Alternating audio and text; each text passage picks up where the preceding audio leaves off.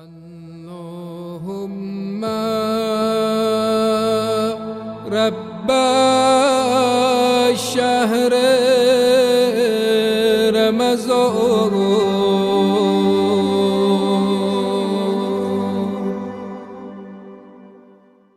کہ ماہ مبارک رمضان کے اس استقبال کے موقع پر ہمیں پتہ چل سکے کہ کتنا عظیم مہینہ آج ہمارے درمیان آ چکا ہے۔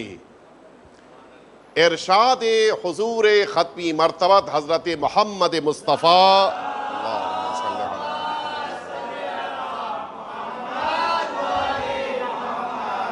آپ نے فرمایا کہ ایھا الناس قد اقبل الیکم شہر اللہ بالبرکت والرحمت والمغفرہ، لوگو اللہ کا مہینہ تم تک آ چکا ہے برکت، رحمت اور مغفرت کے ساتھ۔ ہوا شہر دعیتم فیہ الی ضیافت اللہ، یہ وہ مہینہ ہے کہ جس مہینے میں تم سب کو اللہ کی مہمانی کے لیے بلایا گیا ہے۔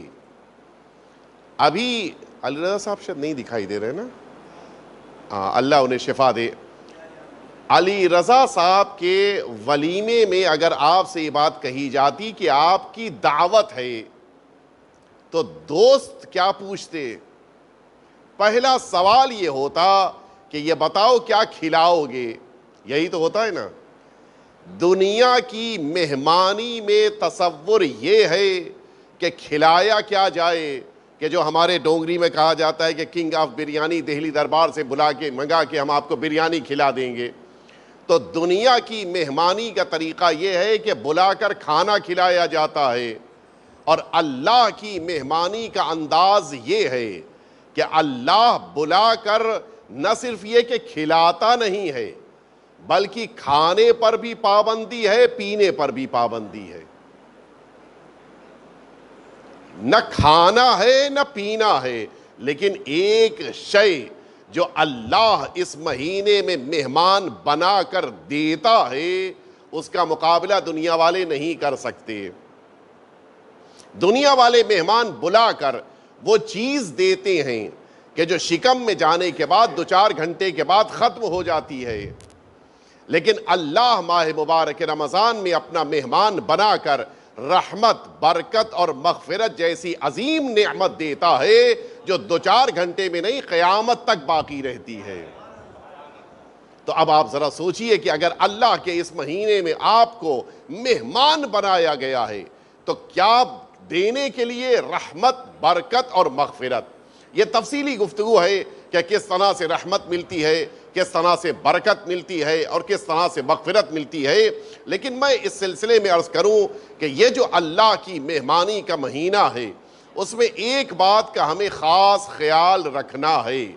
کاش میں اپنی بات آپ کے ذہنوں تک پہنچا لے جاؤں۔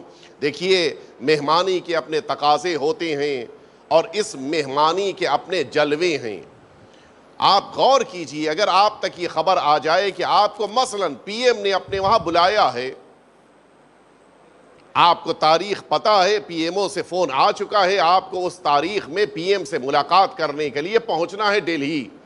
اب نتیجہ یہ ہے، بہترین شرٹ ہونی چاہیے، بہترین پینٹ ہونا چاہیے، اچھے سے اچھا اور مہنگے سے مہنگے شوز خریدے جائیں، آپ اچھے سے اچھے ساکس، یہ ساری چیزیں کیوں؟ اس لیے کہ آپ پی ایم سے ملنے جا رہے ہیں۔ بالوں کو اچھے سے سیٹ کر لیا جائے اور پھر داڑھی کا جو حشر کر سکتے ہو کر لیا جائے، سب تیاری اس لیے کہ پی ایم سے ملنے جا رہے ہیں۔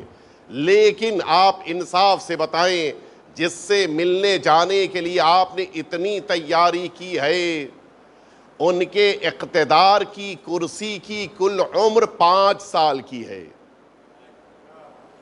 اور اس مبارک مہینے میں جس ذات نے اپنی مہمانی کے لیے آپ کو بلایا ہے اس کے لیے قرآن مجید کہہ رہا ہے کہ وَسِعَ كُرْسِيُّهُ السَّمَاوَاتِ وَالْأَرْضِ، آسمانوں اور زمینوں کو اپنے اختیار میں رکھتی ہے ذات پروردگار کے اقتدار کی کرسی۔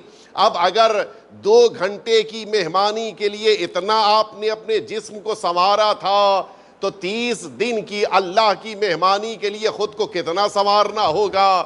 آپ کا دل بھی پاک ہونا چاہیے، آپ کا ذہن بھی پاک ہونا چاہیے، آپ کی فکر بھی پاک ہونی چاہیے، آپ کی روح بھی پاک ہونی چاہیے۔ کیوں؟ اس لیے کہ جسم کا تصور وہاں پر ہوتا ہے جہاں 2-4 گھنٹے کی مہمانی ہوتی ہے، لیکن روح کو وہاں پاک کیا جاتا ہے جہاں اللہ کی مہمانی ہوتی ہے۔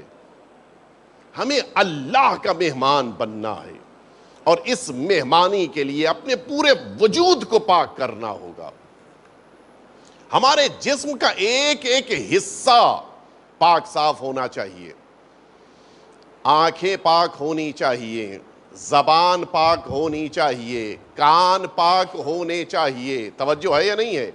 اور ایک جملہ اور آپ کے ذہنوں تک پہنچا کے آگے بڑھوں کہ نہ صرف یہ کہ ماہ مبارک رمضان سے پہلے ہمیں ان سب کو پاک کرنا ہے، ماہ مبارک رمضان کے آ جانے کے بعد بھی ان سب کو پاک رکھنا ہے۔ بڑا آسان ہوتا ہے اس جملے کو سننے کے بعد ہاں کہہ دینا یا گردن ہلا دینا۔